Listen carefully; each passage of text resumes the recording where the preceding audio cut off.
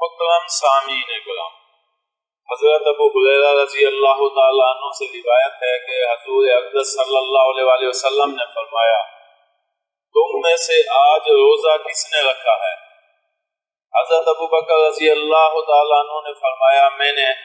پھر آپ صلی اللہ علیہ وآلہ وسلم نے پوچھا، تم میں سے آج کس نے کسی بیمار کی عیادت کی ہے؟ حضرت ابو بکر صدیق رضی اللہ تعالیٰ عنہ نے کہا میں نے۔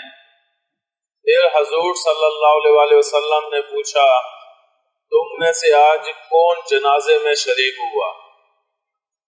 حضرت ابو بکر رضی اللہ تعالیٰ عنہ نے کہا میں نے۔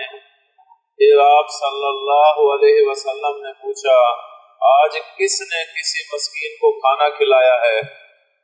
حضرت ابو بکر رضی اللہ تعالیٰ عنہ نے کہا میں نے۔ حضور صلی اللہ علیہ وآلہ وسلم نے فرمایا، جو آدمی ایک دن میں یہ سارے کام کرے گا وہ جنت میں ضرور جائے گا۔